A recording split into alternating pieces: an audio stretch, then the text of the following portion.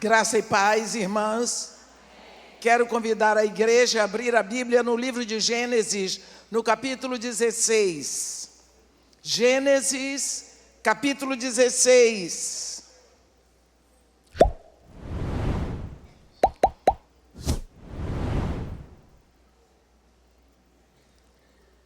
No versículo 3, está escrito assim: Então Sarai, mulher de Abraão, tomou a Agar, egípcia, sua serva, e deu-a por mulher a Abraão, seu marido, depois de ter ele habitado por 10 anos na terra de Canaã.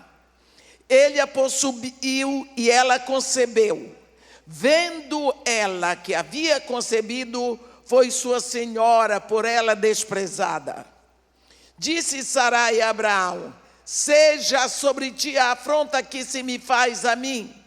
Eu te dei a minha serva para a possuirdes. Ela, porém, vendo que concebeu, desprezou-me. Julgue o Senhor entre mim e ti. Respondeu Abraão a Sarai: A tua serva está nas tuas mãos. Procede segundo o melhor te parecer. Sarai humilhou-a e ela fugiu da sua presença. Tendo-a achado, o anjo do Senhor junto a uma fonte de água no deserto, junto à fonte no caminho de Sur, disse-lhe: Agar, serva de Sarai, de onde vens e para onde vais? Ela respondeu: Fujo da presença de Sarai, minha senhora. Então lhe disse o anjo do Senhor: Volta para tua senhora e humilha-te sob suas mãos. Disse-lhe mais o anjo do Senhor: Multiplicarei sobremodo a tua descendência, de maneira que por numerosa já não será contada. Disse-lhe ainda o anjo do Senhor: Concebeste e darás à luz um filho, a quem chamarás Ismael, porque o Senhor te acudiu na sua aflição. Ele será entre os homens como jumento selvagem. A sua mão será contra todos e a mão de todos contra ele, e habitará fronteiro a todos os seus irmãos. Então ela invocou o nome do Senhor que lhe falava: Tu és Deus que vê. Pois disse ela: Não olhei eu neste lugar para aquele que me vê? Por isso aquele poço se chama Beer-lahai-roi e está entre Cádiz e Bered. Amém. Meus irmãos, nós hoje vamos ver Deus encontrando uma escrava no deserto, grávida. Essa mulher não tinha a menor direção para onde ir, porque ela não conhecia aquele deserto. Desde que veio do Egito, ela tinha estado na casa de Abraão. Mas Deus faz uma pergunta para ela que talvez nós precisamos hoje pensar. Agar, serva de Sarai, de onde vens? Para onde vais? Ela respondeu para ele: Fujo da presença de Sarai, minha senhora. Ora, por que Deus faz perguntas se Deus conhece todas as respostas? Se eu perguntar, tudo bem, eu não sei respostas. Mas Deus, por que pergunta? E se Deus aparecesse agora aqui, visivelmente, pessoalmente, e perguntasse: de onde você veio? Para onde você vai? Talvez nem todas nós saberíamos dizer alguma coisa diferente de vim da minha casa e volto para lá. Mas aqui Deus está fazendo uma pergunta maior. Vamos levar em consideração o seguinte: desde o princípio, Deus estabeleceu que todas as vezes que um homem e uma mulher se deitam, Ele pode trazer uma vida. Seu pai não tem vida para lhe dar, nem sua mãe. O doador da vida é Deus, o Criador é Deus. Portanto, seu pai não lhe fez, nem sua mãe. Um homem se deita com uma mulher e ele deposita a semente dele no ventre dela. No dia que Deus decide, ele traz uma vida que está lá em cima com ele toda a eternidade, ali, aproveita a semente do homem e junto com o material da mulher, ele vai tecer um corpo para que aquela vida possa viver aqui na terra. Porque para viver aqui na terra, tem que ter um corpo da terra. Então, todos nós viemos de lá. Todos nós viemos de Deus. E todos nós voltamos para Deus. Um grande escritor francês, Antoine de Saint-Exupéry, num dos seus livros ele disse: quem caminha sempre na mesma direção, acaba voltando ao ponto de partida. Um dia, capítulo 13 de João, você lê. Jesus estava sentado à mesa com seus discípulos e de uma hora para outra ele teve um insight. Tudo o Pai colocou nas minhas mãos. Eu sou o Senhor dos céus e da terra. Eu sou o Senhor do universo.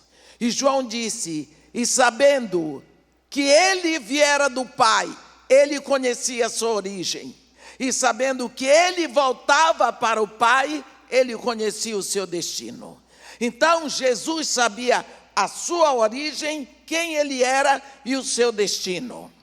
Todos nós viemos de Deus e todos nós estamos numa caminhada de volta. Esta é a pergunta. Ora, se nós estamos aqui, viemos de Deus, estamos andando de volta para Ele, nós somos peregrinos, nós somos viajantes. E Deus quantas vezes diz, toda a terra é minha, vós sois para mim estrangeiros e peregrinos. Ora, quando você viaja, você não pode carregar uma bagagem grande e pesada. Você não pode, atrapalha a sua caminhada. Mas o que Agar respondeu para Deus, fujam. O peregrino, ele tem um mapa de viagem. Ele sabe qual é o próximo avião, para onde ele vai, o que ele vai fazer, até o dia de voltar para casa. E ele sonha no retorno para casa. Porque chega um momento que a gente que viaja muito quer voltar para casa. Agora, o fugitivo, ele tem um problema de mania de perseguição. Ele não sabe para onde vai, ele não faz planejamento. Por quê? Porque ele não sabe a sua direção. E quando Deus perguntou, de onde vens, para onde vais, ela disse, fujo da presença de Sarai. Ele disse, volta, humilha-te sob a mão da tua senhora, porque concebeste e darás à luz a um filho. Deus disse o sexo para ela. E disse a personalidade, o caráter. Ele será entre os homens como um jumento selvagem. A sua mão será contra todos, a mão de todos contra ele. E habitará fronteiro a todos os seus irmãos. Ismael. Nasceu o povo árabe. Se Deus sabe exatamente a hora de trazer uma vida aqui na terra, agora quem vai perguntar sou eu. Por que será que Ele deixou para trazer você no ventre da sua mãe para você ser a igreja do século 21?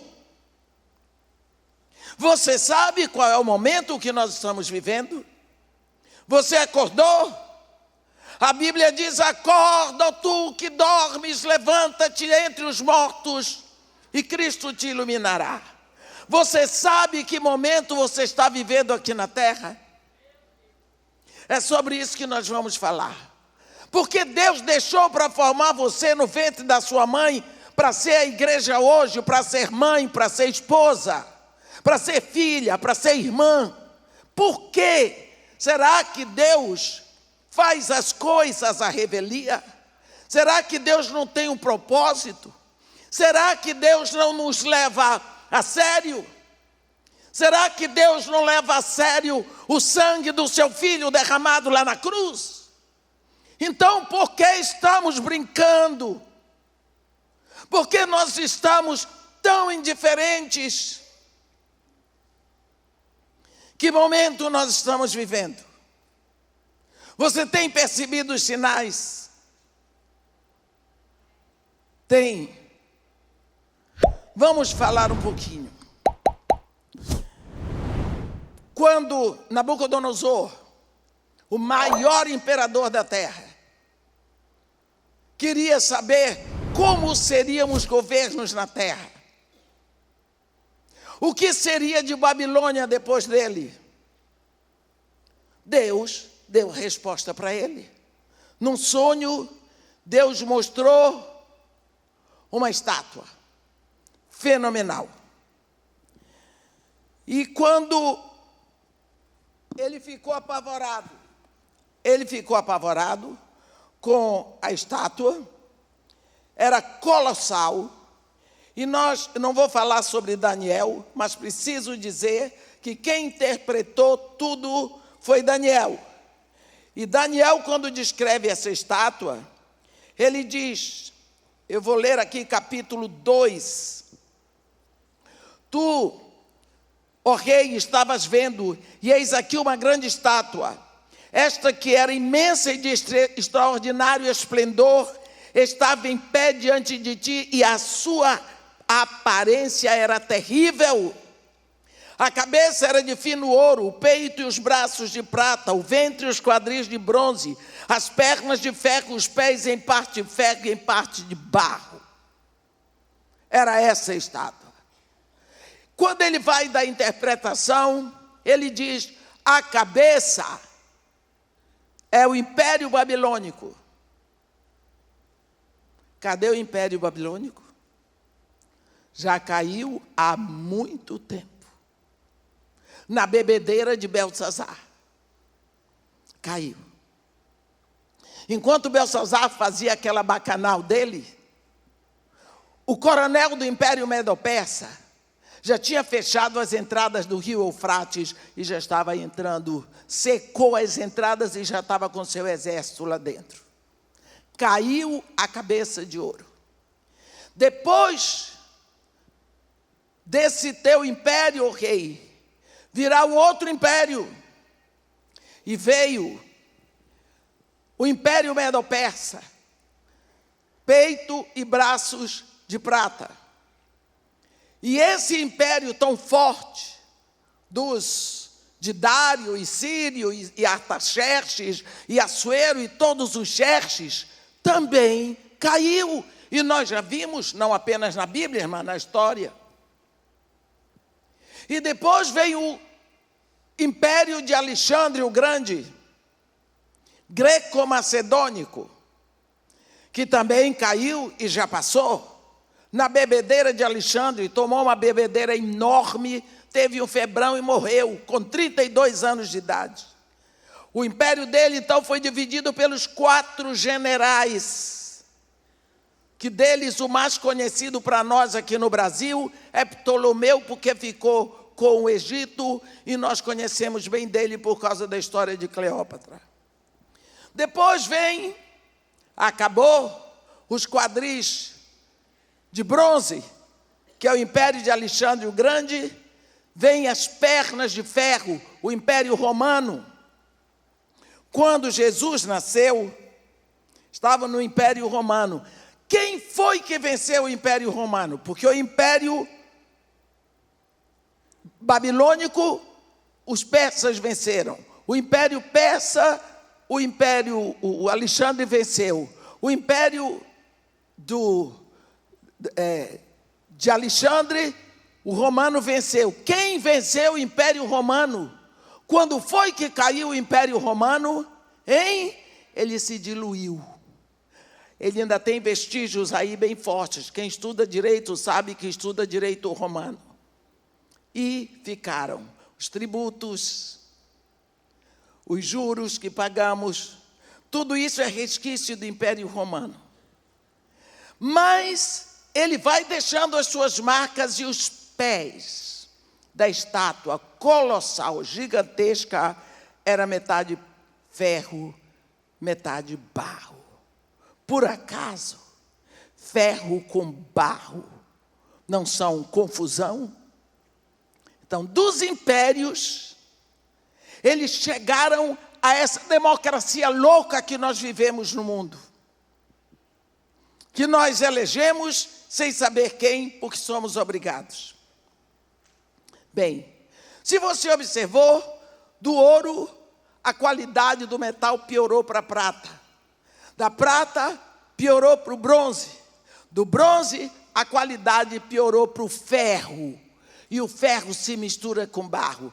Eu lhe pergunto, em que momento do governo da humanidade nós estamos?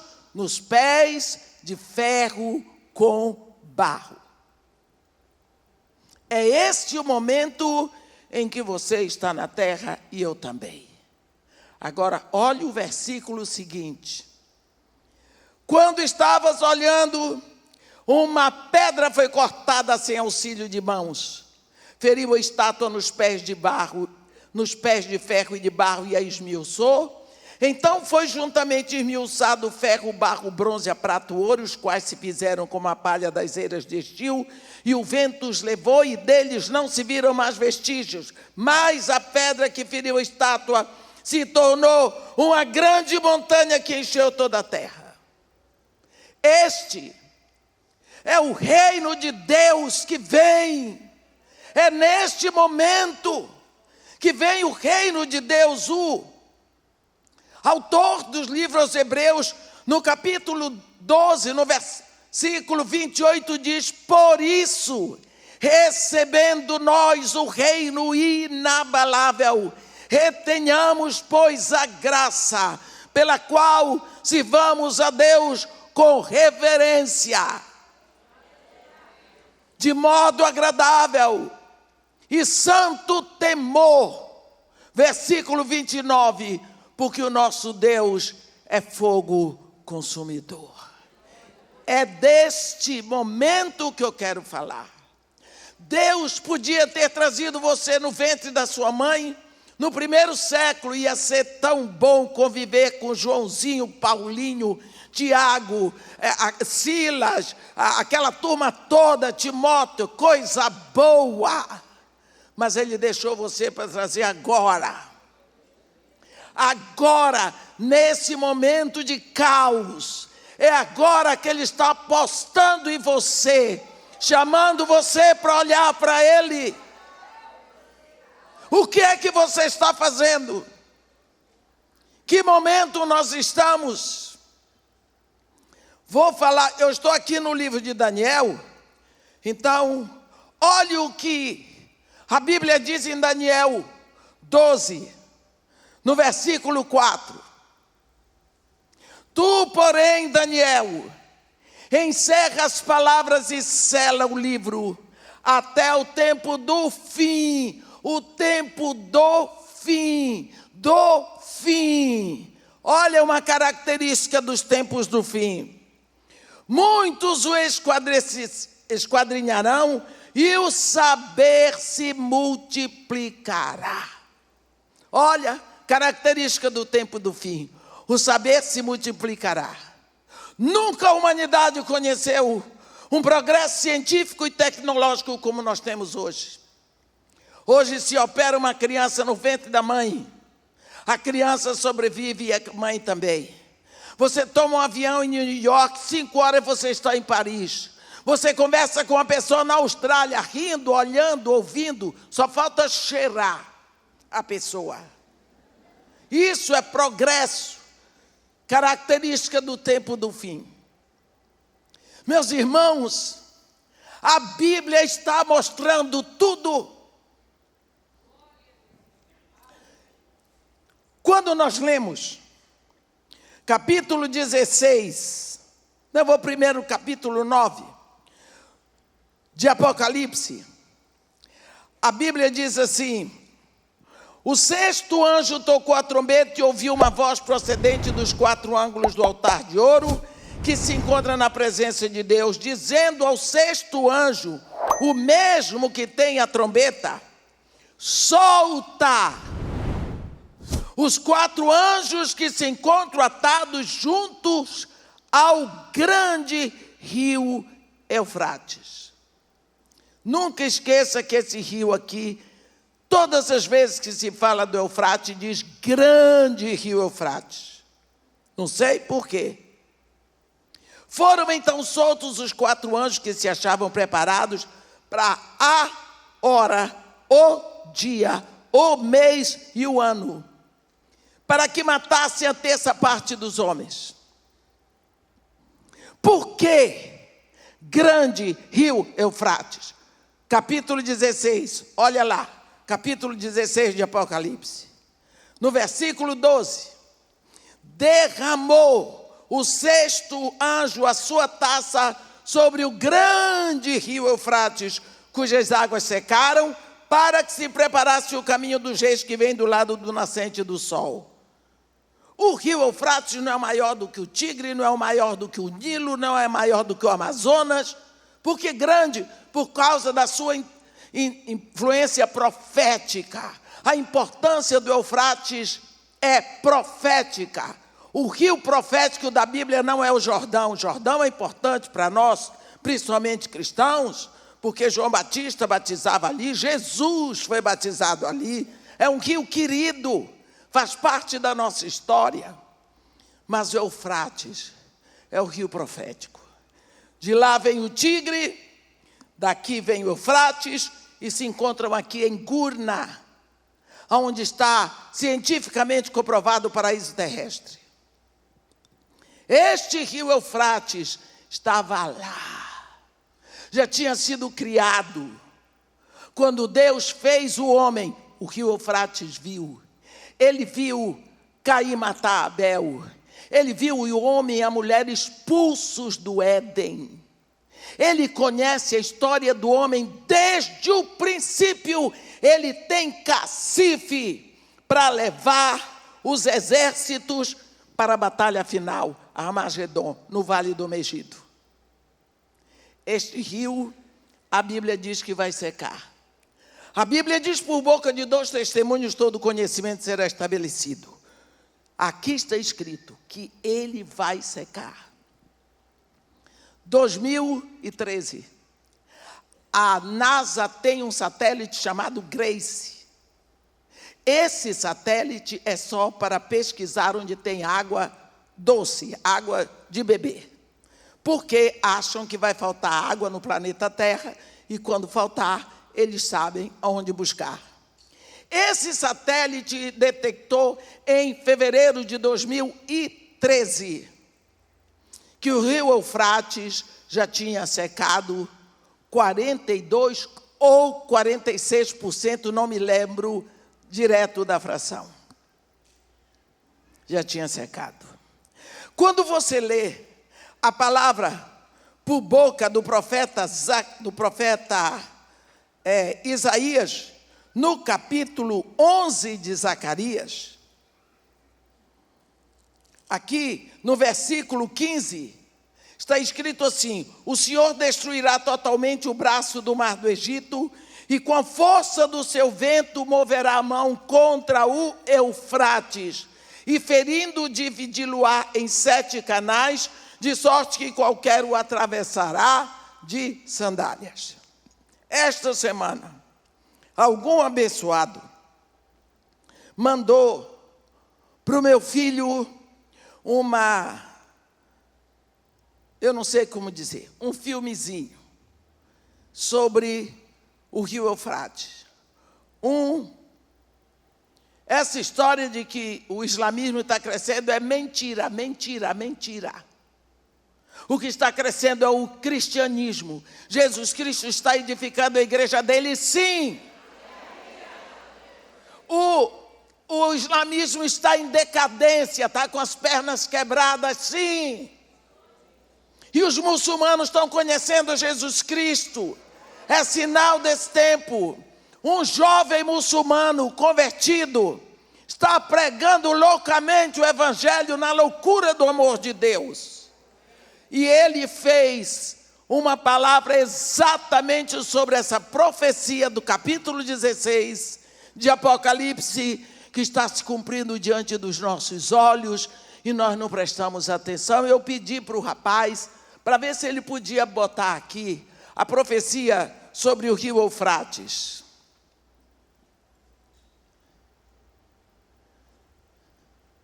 The Euphrates River is now completely dried up. For those that don't know what's going on, the Euphrates River is an international waterway that divides Syria, Iraq and Turkey. The Bible was written over 2000 years ago, in which it predicted that the Euphrates River will completely dry up and something supernatural will happen. The Bible states in Revelation 9 verse 14, release the 4 angels who are bound at the great river Euphrates, and the 4 angels who had been prepared for the hour and day and month and the year will release, so that they will kill a third of mankind. Underneath the Euphrates River, they have found strange caves which starts and lead into unknown places and depths that go underneath the ground. Will that be the place where the demons are hidden? The Bible also states in Revelation 16 verse 12, the 6th angel poured out his bowl on the great river Euphrates, and its water was dried up to prepare the way for the kings from the east. My friends, there is not much time left. We need to prepare right now and give your life to Jesus Christ now, before you realize that it's Era too isso late. que eu queria que vocês There's going to vissem. be a time where you can no longer go back and repent. For the King is going to come and take us like a thief in the night, and we will not realize what happened right before our eyes. Muçulmano recém-convertido está abrindo a boca para pregar. E nós não sabemos que isso pode tirar. Obrigado. Isto que está acontecendo no Eufrates, está escrito aqui, está acontecendo diante dos nossos olhos, meus irmãos. Diante dos nossos olhos. A profecia de Isaías 19 está se cumprindo diante dos nossos olhos. Nós não lemos Isaías capítulo 19. Veja aí, também está se cumprindo. No versículo 21, Isaías 19, 21, outra profecia que se cumpre agora. E nós estamos passeando a ver navios. Parece que eu vim aqui para brigar, não é não. É que eu estou tão agoniada com isso. Eu ando pregando tanto sobre esse momento, porque eu sinto uma urgência tão grande.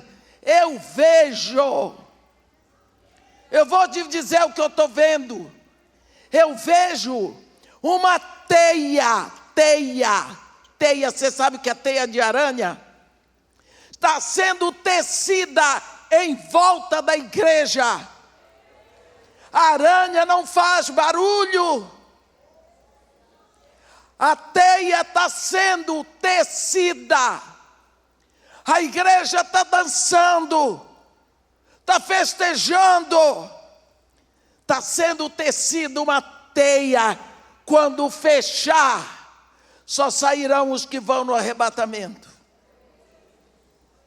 Capítulo 19 de Isaías, versículo 21. O Senhor se dará a conhecer ao Egito, e os egípcios conhecerão o Senhor naquele dia, sim. Eles o adorarão com sacrifícios e ofertas de manjares, e farão votos ao Senhor e os cumprirão. Ferirá o Senhor os egípcios, ferirá, mas os curará. Converter-se-ão ao Senhor, e Ele lhes atenderá as orações e os curará. Naquele dia, haverá estrada do Egito à Assíria, e os assírios irão ao Egito, e os egípcios à Síria, e os egípcios adorarão com os assírios. Naquele dia, Israel será o terceiro, com os egípcios e os assírios, uma bênção no meio da terra. Porque o Senhor dos exércitos os abençoará, dizendo: bendito seja o Egito, meu povo, e a Síria, obra das minhas mãos, e Israel, minha herança. O que está acontecendo? O Egito e a Síria. A Síria é o Iraque. A Síria é o Iraque. Primeiro sangue derramado na terra foi no Iraque. O sangue do pastor Abel. O caminho do sangue já foi feito, agora maior número de mártires na igreja no Iraque. Fundaram um estado naquele lugar onde era a Torre de Babel, que nós dizemos porque é Samara, era onde estava a torre espiral de Samara. Fundaram um estado só para matar cristãos. Não sai nos jornais, meus irmãos, porque não se trata de nenhum católico, de nenhum jornalista. É só para matar crente. Oferecem um de manhã e um de tarde. E ali é fácil pegar, porque é junto da Síria, que hoje se chama Mossul, onde tem a grande maioria cristã, só que eles são cristãos ortodoxos. Lá, todos os dias, um apareceu, foi aquele que era piloto da Egyptian Airlines. Vocês lembram? Apareceu na televisão, ele vestido com aquela roupa tipo abóbora, parecia cor de abóbora. E eles enforcaram o rapaz diante das câmeras. O ISIS, não é? Quando a moça da CNN foi entrevistar a mãe dele no Cairo, ela perguntou: como a senhora se sente ao ver o que fizeram com seus filhos? Ora, como é que uma mãe se sente ao saber que mataram o filho dela que estava trabalhando? Eu não tive coragem de perguntar para a pastora até agora como é que ela se sente, porque eu sou avó.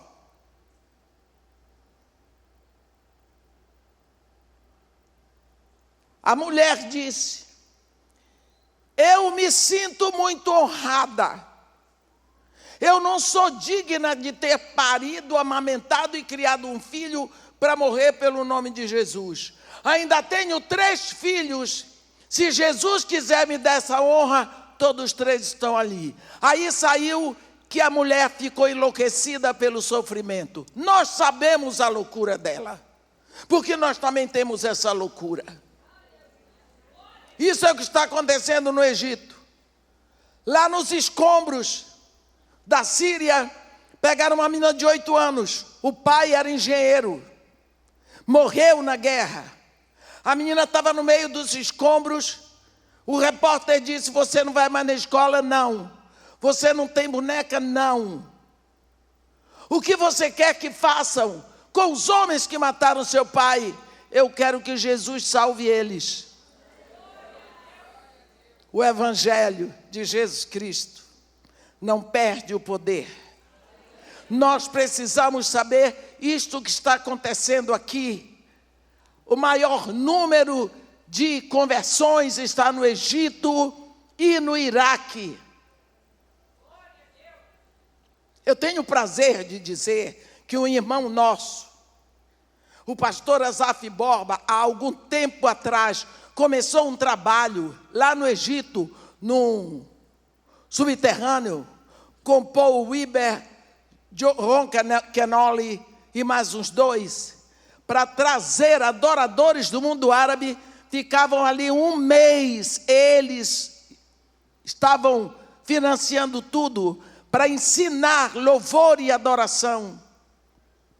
E depois eles voltavam para a terra deles. essa semente se espalhou. E quando nós vemos a adoração desse povo, nós vemos o que Jesus está fazendo agora. Ele disse: eu edificarei a minha igreja. Este é o momento, meus irmãos, diante de tudo o que nós estamos vendo, os sinais são muito mais do que claros, não tem para onde piorar. Vocês viram a plataforma que está se formando no mundo? Quando você lê o livro do profeta Daniel, e você vê as características do homem que vem, do anticristo, entre tantas características, no capítulo 11, não terá respeito aos deuses de seus pais, nem ao desejo de mulheres. Então vocês já viram que tipo de homem será o anticristo. Nem terá respeito ao desejo de mulheres. Então vocês podem imaginar a plataforma que está se levantando para recebê-lo. Quando nós olhamos para o mundo, cadê os grandes estadistas? Cadê os grandes personagens? Onde eles estão? O mundo está achatado para receber visivelmente o anticristo. Meus irmãos, não apenas a profecia do capítulo 16 de Apocalipse, não apenas a profecia de Isaías 19, mas tantas profecias têm sido cumpridas. Quando você olha o livro do profeta Zacarias, e você vê que este homem viu a bomba atômica que vai explodir em Jerusalém. Se você olhou nos jornais, como é a morte por bomba atômica, porque quando teve o aniversário do horror que aconteceu em Hiroshima e Nagasaki, você vê, a morte vem de fora e vai matando a pele que vai caindo, daqui a pouco caem as mãos, depois caem os braços, depois cai a cabeça, por último mata o coração, porque a morte de fora para dentro. O profeta viu isso no tempo dele, e ele diz no capítulo 14 de Zacarias, no versículo 12, esta será a praga com que o Senhor ferirá a todos os povos. Entendeu? Todos os povos. Meus irmãos, quem já foi a Jerusalém sabe que ali não aguenta nem todos os judeus juntos. Quanto mais todos os povos. Quem são todos os povos? A ONU. É a representação da ONU. Todas as nações. Esta será a praga com que o Senhor ferirá a todos os povos que guerrearem contra Jerusalém. Sua carne se apodrecerá, estando eles de pé. Apodrecer-se-lhes os olhos nas suas órbitas, e lhes apodrecerá a língua na boca. Vocês entenderam que o profeta viu a bomba atômica? Porque para nós hoje fazermos uma descrição dessa, nós já vimos o que aconteceu, mas ele não sabia nem o que era isso. Mas ele fez. Quando Jesus Cristo fez o seu discurso, o seu sermão profético em Mateus 24, ele falou disso tudo. Meus irmãos, aquilo é um trecho que nós precisamos memorizar. Porque ali é Deus profetizando e dizendo como seriam as coisas futuramente. Ele diz: muitos virão em meu nome dizendo eu sou o Cristo, e enganarão a muitos. Está vendo? Porque os discípulos queriam saber. Vieram em volta de Jesus e fizeram 3 perguntas. Quando sucederão essas coisas? Que sinal haverá da tua vinda? Que sinal acontecerá da conclusão do século? Jesus olhou para eles e disse: vede que ninguém vos engane, porque se levantará nação contra nação, reino contra reino. Ora, nação contra nação, nós já estamos até cansados de ver. Ouvireis falar de guerras e de rumores de guerra, nós já até não damos mais atenção. A guerra da Líbia continua, Gaddafi já morreu há muito tempo, mas continua a guerra da Síria continua, guerra do Afeganistão continua, do Iraque continua, lá a Síria tem guerra. Quem ouviu falar hoje da guerra da Ucrânia? Ninguém. Por quê? Não dá mais ibope. Saiu das primeiras páginas dos jornais. Tem guerra no mundo todo.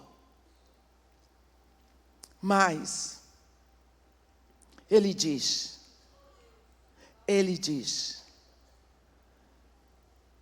este evangelho será pregado a todas as nações, como testemunho, e então virá o fim. E eu creio que é o que ainda está faltando para que ele venha nos buscar. Quantas vezes esquecemos que nós estamos aqui, cada vez indo para ele. A igreja está esperando, eu não sei o quê. Porque nós não nos movemos no sentido de procurar a base da nossa fé cristã. Quando nós olhamos para a igreja, parece que está flutuando. Se você vai ao shopping da sua cidade, você entra lá, marido, esposa, filhos, você vai para a praça de alimentação, você vai ver as boutiques, tudo bem. Você vai comprar um apartamento, você procura ver a área do apartamento, procura ver tudo, mas nunca você pergunta: quem calculou a estrutura? Quem foi que calculou a base desse prédio? Será que ele vai cair? Nós já vimos cair aqui o Palace 2, já caiu o elevado Paulo de Fronten, e tantos outros. Por que nós não damos atenção a fundamentos? Porque nós não vemos fundamento, nós não vemos alicerces. Mas se o alicerce for fraco, a construção toda vai cair. Os alicerces da nossa fé cristã não estão sendo levados a sério. Não se prega mais arrependimento. Não se prega mais novo nascimento. Não se prega mais santificação. Por quê? João Batista começa a pregar no deserto da Judeia. Aquele homem abre a boca e diz: arrependei-vos. Primeira palavra. Quando João Batista foi preso, Jesus foi para Galileia e começou: arrependei-vos, porque está próximo o reino de Deus. Arrependei-vos. Ele não disse: vê se você se arrepende, dá uma arrependidinha aí, não. O verbo está no imperativo afirmativo. Arrependei-vos. É imperativo que você se arrependa. É uma ação voluntária. É decisão sua. Primeiro sermão da boca de um pecador, no poder do Espírito Santo, da boca de Pedro no dia de Pentecostes, quando o povo sentiu compungido o coração e perguntou: e agora? Que faremos? Ele disse: arrependei-vos. E Jesus mandou que se pregasse arrependimento para o cancelamento dos pecados.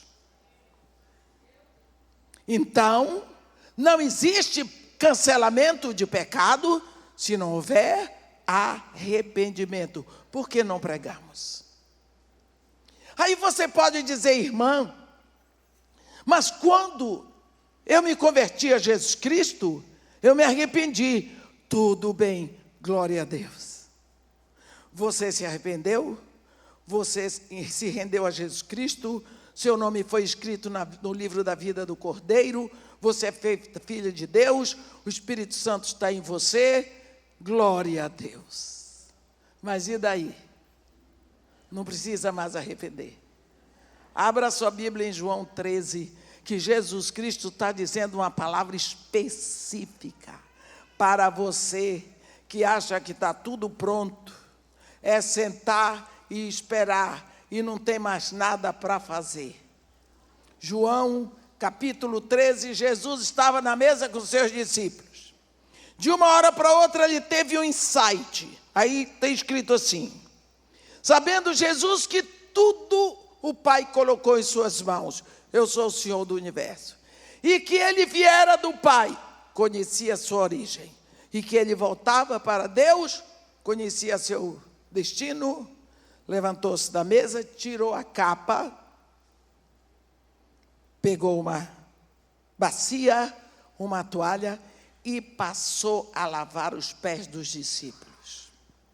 Agora eu queria que você visse aqui, no versículo 8, quando chega, João 13, 8, quando chega na hora de lavar os pés de Pedro, Pedro diz: nunca me lavarás os pés.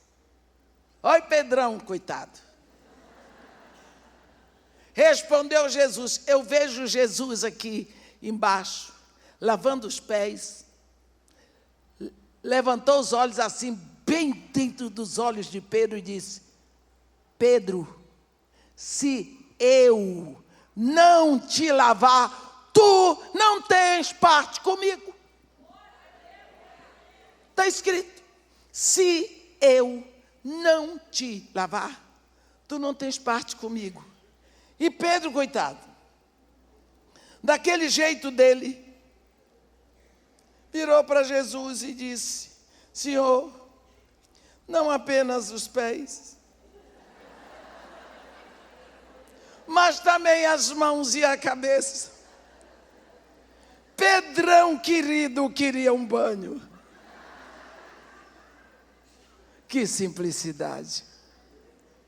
E Jesus vira para esse homem e diz para ele: quem já se banhou não precisa de lavar, senão os pés. Quanto ao mais, está tudo limpo. Você já foi banhado no dia da sua conversão. O problema agora são os pés. Você está lá, acabou de tomar banho, já se vestiu, está toda linda para vir para o congresso. Você está lá fazendo os seus retoques. No banheiro, você olha pela janela e vê que seu cachorrinho saiu. Você corre com tudo porque ele vai para a rua. Pega o bichinho, traz para casa. Pois olha, e sujou o pé. Eu lhe pergunto, vai tomar banho de novo? Não. Vai lavar só os pés. É isso que Jesus está dizendo aqui. Quem já se banhou não precisa de lavar, senão os pés. Quanto ao mais, está tudo limpo. Está vendo? Então, o pecado não é uma norma na vida do crente. Quem é nascido de Deus não vive na prática do pecado. O pecado é um acidente que pode acontecer. Se você já teve um acidente, principalmente por causa de velocidade, você toma cuidado. Toda terça-feira eu moro em Copacabana, eu ia pregar em Campo Grande. Saía de casa 3 horas para pregar, 7h30 da noite. Por causa do trânsito da Avenida Brasil. Na hora de voltar, botava o pé lá embaixo, sempre 20. Botava com tudo o chumbo. Não tinha carreta nem caminhão para eu respeitar. Eu queria fazer em 20 minutos. E eu vinha com tudo, não tinha quem segurasse. Estava errado? Estava. Era perigoso? Era. Mas eu queria chegar em casa. Um dia eu peguei um cachorro pela frente. E a minha alegria é que meu carro era um carro alto. Meus irmãos, o bicho desapareceu em pedaços, mas doeu no bolso. Foi caro. Arrebentou a frente do carro. Nunca pensei que um cachorro tivesse aquele poder. Tomei um susto. Hoje eu tenho um carro mais potente e eu não saio dos 90. Precisou acontecer um acidente para eu saber o quanto dói. Pecado é isso. Uma vez aconteceu. Você leva a sério porque pecado gera morte, faz defunto. Para você não repetir, porque você é nascido de Deus, a prática da sua vida não é o pecado, porque o pecado é ofensa a Deus. Então você precisa estar revisando a sua vida, renovo. Para você ter o renovo, você tem que estar limpando. O único jeito é você estar vindo diante daquele que é seu dono, que lhe comprou, para que ele possa cuidar da sua sujeira. João diz: filhinhos, não pequeis, mas, se pecardes, tendes advogado junto ao Pai, Jesus Cristo, o justo. Então, que nós possamos, neste momento, que nós estamos vivendo aqui na terra, nessa desembocadura, em que aqueles que estão em Cristo estão sendo preparados para serem sugados da terra. Nesse momento célebre, que Deus sonhou, que nós possamos estar indo a Jesus, para que Ele possa estar lavando os nossos pés, para que nós tenhamos consciência do pecado. Nós não podemos brincar com veneno mortal. Nós não podemos brincar com alguma coisa que matou o Filho de Deus lá na cruz por nós. Nós precisamos chegar a Ele, para que Ele possa lavar. Pedro, se eu não te lavar, tu não tens parte comigo, e quem não é comigo é contra mim. Então, quem é que está lavando os seus pés? Ou você nunca peca, ou você não tem maus pensamentos, maus desejos, más inclinações. Todos nós temos. Precisamos disso. Precisamos. Você veio de Deus. Você está caminhando de volta para Ele. Só para lembrar, capítulo 5 de Tiago. Tiago diz assim, no primeiro século, viu? No primeiro século.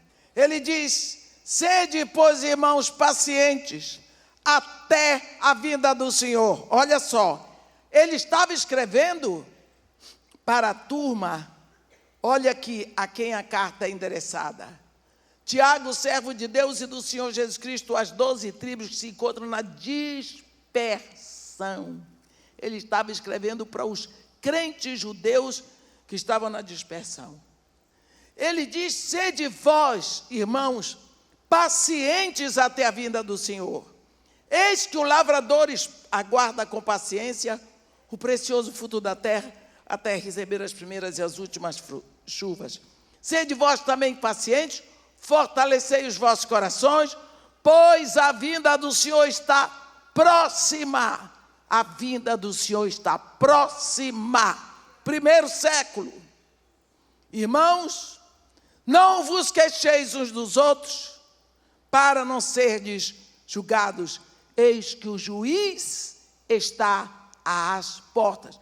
Isso ele escreveu no 1º século.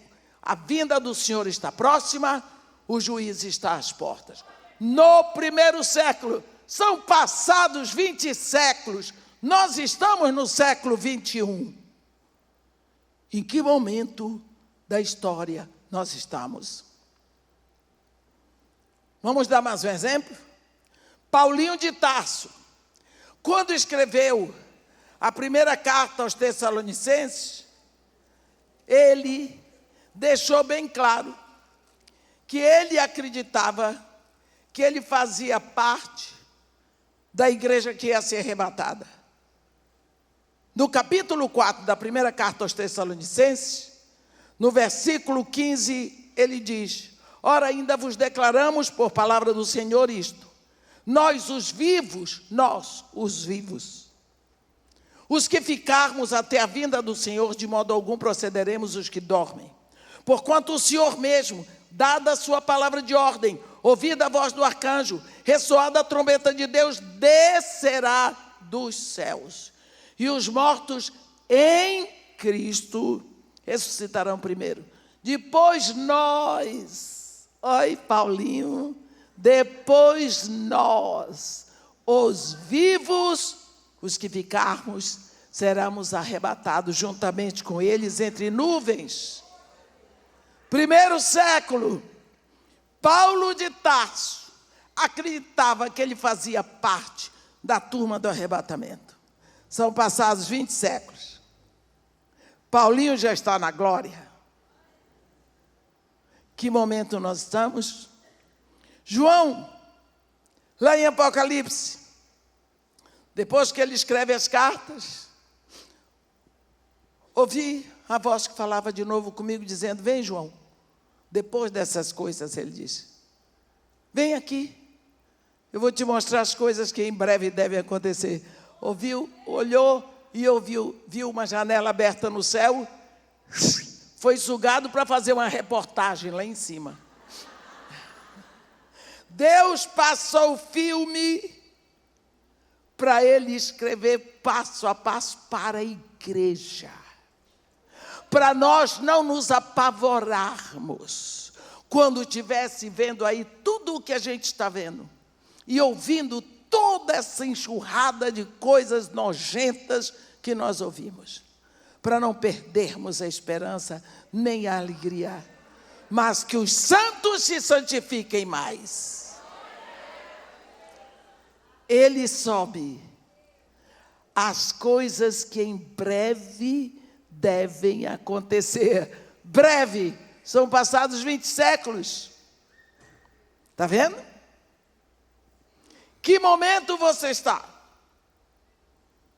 Em que momento nós estamos aqui na terra para nós estarmos assim, sei lá. Por que Deus escolheu você para este momento? De onde você veio? Você veio de Deus por um propósito especial dele. Você não veio aqui para apenas ser mais um. Você veio com propósito. Deus colocou em você dons. Deus investiu em você. Deus lhe deu talentos. Deus lhe dá oxigênio todos os dias de graça para você respirar. O que você está fazendo? Pode dizer que não é da minha conta, eu vou continuar perguntando. O que você está fazendo? De que forma você está aproveitando esse tempo? Jesus Cristo diz que nós temos que andar enquanto é dia, porque vai chegar a noite onde ninguém poderá andar. Não é? Vive cansado, irmã, estou cansado. Cansado de quê? Eu não aguento de tanto falar em cansaço. O povo fala em cansaço. Mas a senhora não fica cansada? Cansada de quê? A senhora não tira férias? Férias de quê? Eu só faço o que eu gosto. E eu gosto de pregar a palavra.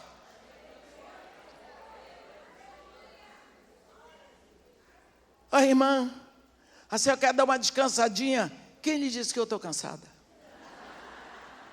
O povo É mole. Helena, como é que pode, Helena? Dá vontade da gente pegar esse povo, sacudir, dar um chute.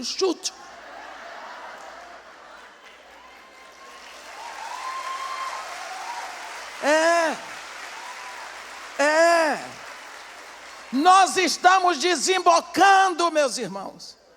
Nós estamos desembocando. O arrebatamento é só para quem está em Cristo. Os que morreram em Cristo e os que estão na terra em Cristo. Abra seu olho.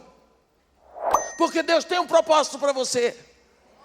Para Ele ter trazido você agora, nesta época.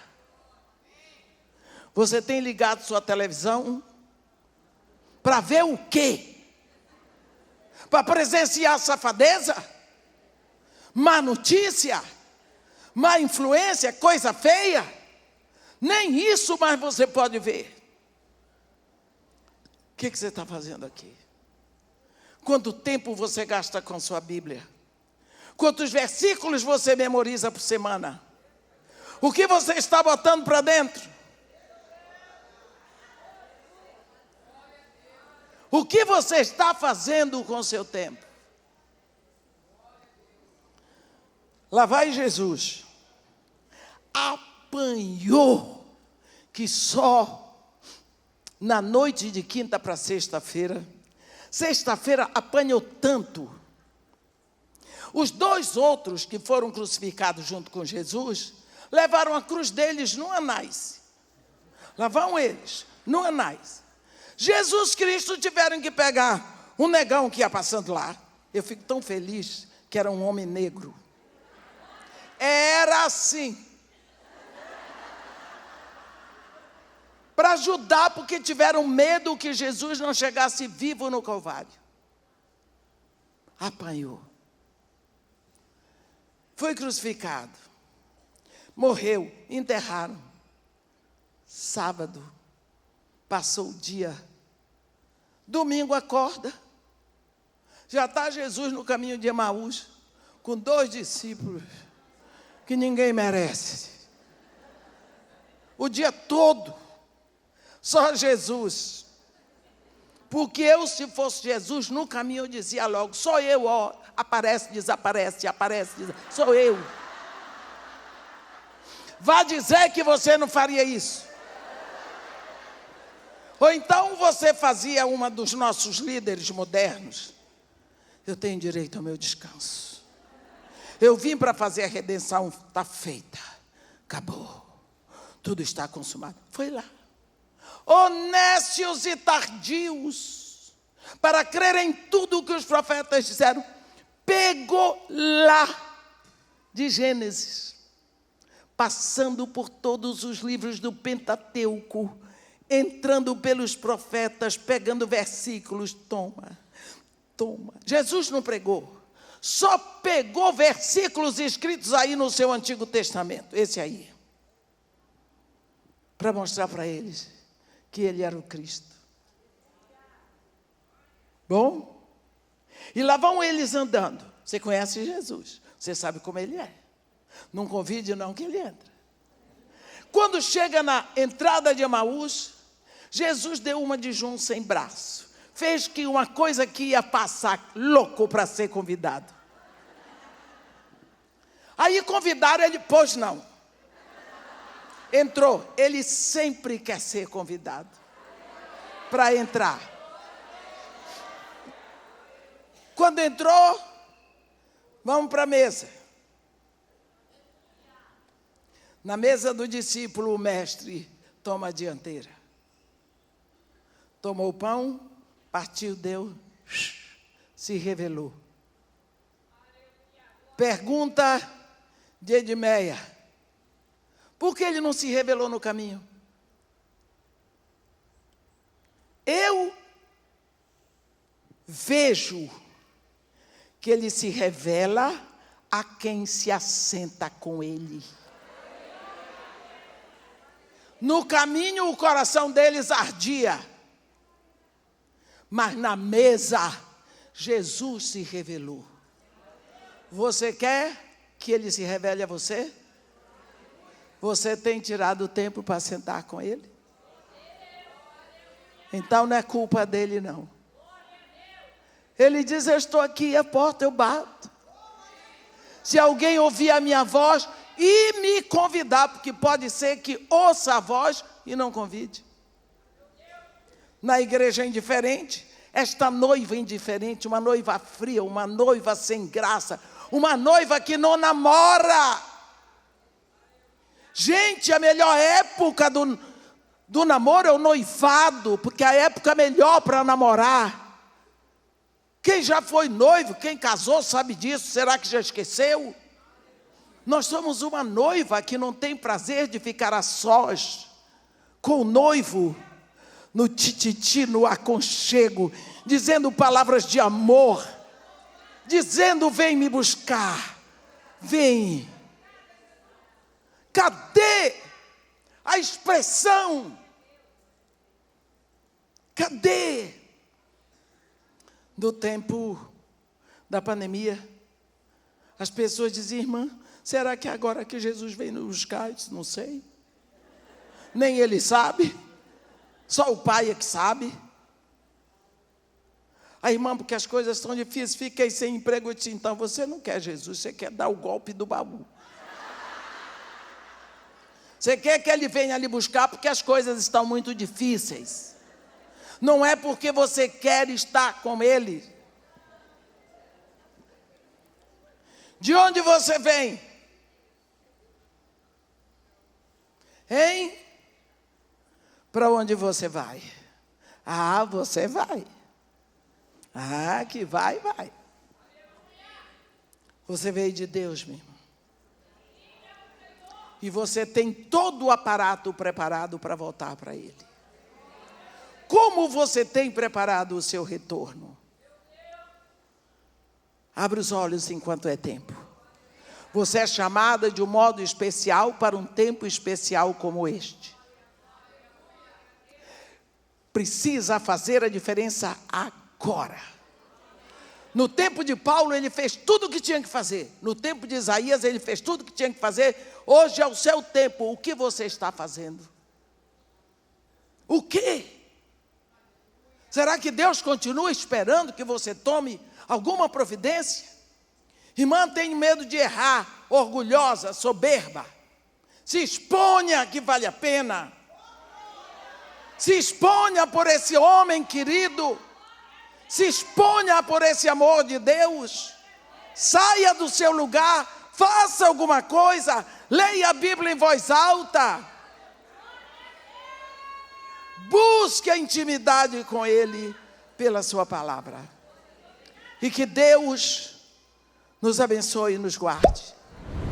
Que faça resplandecer seu rosto sobre nós. E tenha misericórdia de todos nós.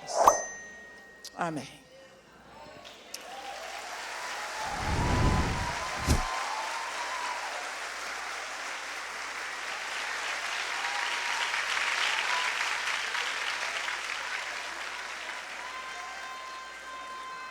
Senhor Deus nosso Pai,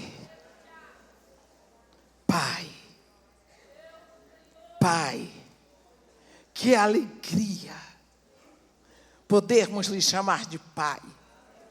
Mas foi Jesus Cristo que nos ensinou isso. Quando orardes, dizei Pai. Nós poderíamos ficar aqui repetindo esse nome.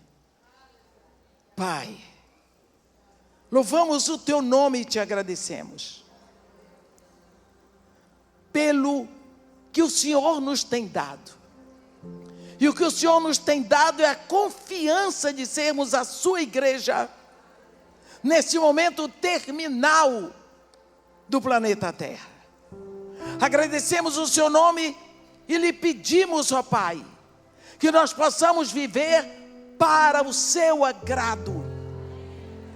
Nós lhe pedimos: explode uma bomba dentro de nós, incomoda, para que nós possamos sair desse comodismo que nós estamos, desse dolce far niente que vivemos, e que nós possamos ser sacudidos e agitados, para que nós busquemos a Tua face, para que nos apaixonemos mais e mais, para que andemos na Tua direção, para que tenhamos a consciência exata do Teu chamado para hoje. Entregamos esta oportunidade que temos, te agradecendo e te pedindo, ó Pai, que Tu sejas louvado e que Tu te agrades de nós. Isso nós te pedimos, te agradecendo em nome de Jesus. Amém.